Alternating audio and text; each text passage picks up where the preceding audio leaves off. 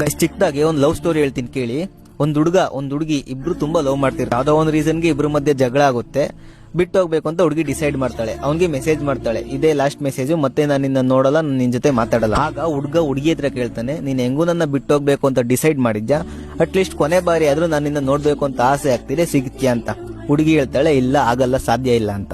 Actually ಹುಡುಗಿಗೂ ಕೂಡ ಅವನ ಮೇಲೆ ಪ್ರೀತಿ ಇರುತ್ತೆ, ಬಟ್ ಅವನ್ನ ಆಟ ಆಡಿಸ್ಬೇಕು ಅಂತ ಆಕೆ ನಿರ್ಧಾರ ಮಾಡಿರ್ತಾಳೆ. ಇದೇ ರೀತಿ 6 ತಿಂಗಳು ಕಳೆಯುತ್ತೆ. ಹುಡುಗಿನ ಕಡೆಯಿಂದ ಯಾವುದೇ ಫೋನು SMS ಏನು ಬರಲ್ಲ. ಹುಡುಗಿಗೆ ಭಯ ಆಗುತ್ತೆ, ಈ ಕಡೆಯಿಂದ ಫೋನ್ ಮಾಡಿದ್ರು ಆ ಕಡೆಯಿಂದ ಪಿಕ್ ಮಾಡ್ತಿರಲ್ಲ.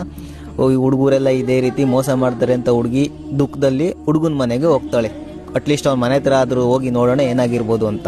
ಬಟ್ ಅವ್ರ ಮನೆ ಹತ್ರ ಹೋಗ್ತಿದ್ದಂಗೆ ಅವಳಿಗೆ ಒಂದು ಶಾಕ್ ಆಗಿರುತ್ತೆ. ಆ ಹುಡುಗನ ಮನೆ ಹೊಸಲು ದಾಟ್ತಿದ್ದಂಗೆ ಆಪೋಸಿಟ್ ವಾಲ್ ಅಲ್ಲಿ ಆ ಹುಡುಗಂದು ಫೋಟೋ ಇರುತ್ತೆ. ಆ ಫೋಟೋದಲ್ಲಿ ಆರೆ ಇರುತ್ತೆ. ಆ ಹುಡುಗಿಗೆ ತುಂಬಾ ಶಾಕ್ ಆಗುತ್ತೆ, ಏನ್ ಮಾಡ್ಬೇಕು ಅಂತಾನೆ ಗೊತ್ತಾಗಲ್ಲ. ಆ ಟೈಮಲ್ಲಿ ಹುಡುಗರ ಅಮ್ಮ ಒಂದು ಬುಕ್ ತಂದು ಕೊಡ್ತಾರ ಹುಡುಗಿ ಕೈಗೆ. ಆ ಬುಕ್ ನ ಹುಡುಗಿ ಕೈ ಕೊಟ್ಬಿಟ್ಟು ಅವ್ರ ಅಮ್ಮ ತುಂಬಾ ದುಃಖದಿಂದ ಒಳಗೆ ಹೋಗ್ಬಿಡ್ತಾರೆ. ಸೊ ಬುಕ್ ಓಪನ್ ಮಾಡಿ ನೋಡ್ತಾಳೆ. ಆ ಬುಕ್ ಅಲ್ಲಿ ಏನ್ ಬರ್ದಿರುತ್ತೆ ಅಂದ್ರೆ, ಅವಳು ಎಂದಾದರೂ ಹುಡುಕಿ ಬಂದರೆ ತಿಳಿಸು ಬಿಡು, ನಾನು ಅವಳಿಗೆ ಮಾತು ಕೊಟ್ಟಿದ್ದೆ, ನೀನೇ ಕೊನೆ ಎಂದು, ನಾ ಮಾತನ್ನು ಉಳಿಸಿಕೊಂಡಿದ್ದೇನೆ ಅಂತ. ಇದು ನೋಡಿ ಯಾಕೆ ತುಂಬಾ ದುಃಖ ಪಡ್ತಾಳೆ, ನಾನು ಎಂತ ತಪ್ಪು ಮಾಡಿಬಿಟ್ಟೆ ಅಂತ. ಬಟ್ ತಪ್ಪು ಮಾಡಿ ಆಗೋಗಿರುತ್ತೆ, ಕಾಲ ಮೀರೋಗಿರುತ್ತೆ, ಹುಡುಗನ ದೇಹ ಮಣ್ಣಲ್ಲಿ ಮಣ್ಣಾಗೋಗಿರುತ್ತೆ.